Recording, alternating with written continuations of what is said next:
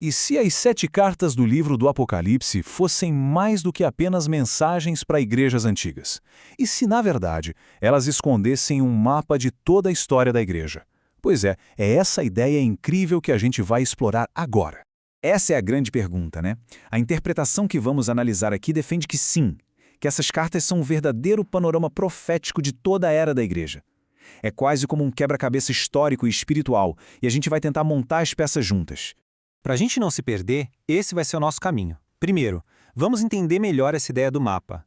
Depois, vamos atrás das pistas para decifrar esse código, mapear as eras da igreja, dar uma olhada de perto na primeira carta e, no final, tentar entender o que tudo isso significa para os dias de hoje. Bora lá? Ok, para começar, é fundamental a gente saber que existem basicamente 2 maneiras de ler essas cartas. É bem aqui que a nossa investigação começa a ficar interessante. De um lado, tem a visão que a gente pode chamar de histórica. Ela encara as cartas como lições práticas para aquelas igrejas da época e, claro, com aplicações para hoje. Mas do outro lado tem a visão profética, que é o nosso foco. Essa visão enxerga nas 7 cartas um resumo completo de toda a história da igreja. Tá, mas por que alguém deveria levar a sério essa visão profética? Bom, segundo a fonte, a resposta está em várias pistas escondidas no próprio texto. Quase como se fosse um código só esperando para ser decifrado. E as pistas são bem fascinantes. Primeiro, o próprio livro se chama de profecia. O número 7, que aparece o tempo todo, geralmente simboliza algo completo, um quadro inteiro. E talvez o mais impressionante, a ordem das cartas parece espelhar, de uma forma impressionante, o desenrolar da história da igreja ao longo dos séculos. E essa ideia de um plano, de algo intencional, fica ainda mais forte quando a gente olha a estrutura. Cada uma das 7 cartas segue exatamente esse mesmo roteiro de 5 partes. Essa consistência toda sugere que não é uma coleção aleatória de mensagens, mas sim um projeto bem pensado. Isso nos leva a uma metáfora que é fantástica. A chave se encaixa perfeitamente na fechadura. A ideia aqui é que a profecia das cartas e a história real da igreja se alinham com uma precisão incrível, como se uma tivesse sido feita sob medida para a outra. Então vamos mergulhar nessa linha do tempo para ver como a coisa se desenrola. Essa interpretação profética divide a história da igreja em eras, e as 3 primeiras são vistas como períodos que aconteceram um depois do outro, em sequência. Aqui a gente vê a progressão. Éfeso representaria a era logo depois dos apóstolos. Esmirna seria o período de séculos de perseguição do Império Romano. E Pérgamo, Pérgamo simboliza aquele momento em que a igreja ganhou o favor do Império e com isso começou a se misturar com o mundo. Então, o ponto principal é este. Cada igreja tem uma identidade que bate com uma fase histórica. Éfeso, aqui trabalhou muito, mas abandonou o primeiro amor. Esmirna, a igreja que sofreu demais foi perseguida, e Pérgamo, que, ao deixar de ser perseguida, acabou se unindo ao poder político da época. E agora que o mapa profético fica ainda mais complexo. A partir da 4ª carta, as eras não são mais só uma depois da outra. Elas começam em momentos diferentes, mas passam a correr em paralelo, coexistindo até o fim dos tempos. Este slide aqui mostra a ideia perfeitamente.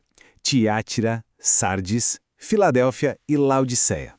Elas surgem em épocas diferentes, mas todas continuam existindo até hoje. São como 4 correntes que correm lado a lado, representando os vários tipos de cristianismo que a gente vê no mundo. E aqui estão as identidades dessas eras. Tiatira representaria a igreja que se corrompe, Sardes, a reforma protestante, que teve um começo forte, mas que, segundo a carta, perdeu a vitalidade. Filadélfia simboliza os movimentos de avivamento, pequenos mas fiéis, e por fim Laodiceia, que seria a cara da igreja de hoje, morna, achando que não precisa de nada. Ok, mas como essa interpretação toda funciona na prática?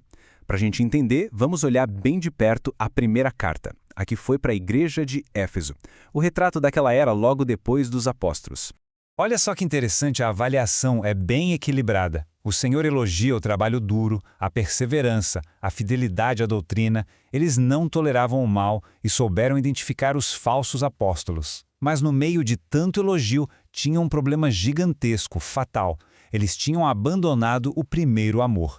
E essa história de Nicolaítas? A interpretação aqui é surpreendente. Em vez de ser uma seita com um líder chamado Nicolau, a palavra é vista pela sua raiz, conquistadores do povo leigo. Ou seja, seria o comecinho de um sistema clerical, de uma hierarquia que domina as pessoas, algo que a igreja primitiva e o próprio Senhor detestavam. Bom, depois de viajar por toda essa história profética, a análise chega numa conclusão que atravessa todas as eras e, no fim das contas, se aplica a cada um de nós, individualmente. Essa frase é poderosa e ela é repetida em cada uma das 7 cartas. O apelo não é só para a igreja como um grupo, mas para o indivíduo, quem tem ouvidos. É um chamado pessoal para prestar atenção no que o Espírito está dizendo, não importa a condição da igreja ao redor ou a época em que se vive. Isso nos leva à reflexão final. Se esse mapa profético estiver correto, e se esses diferentes tipos de igreja coexistem hoje, a pergunta que fica é: onde cada um de nós se encaixa? E mais importante ainda, qual é a mensagem que o Espírito tem para a gente hoje? A resposta talvez comece com um gesto simples, o de ouvir.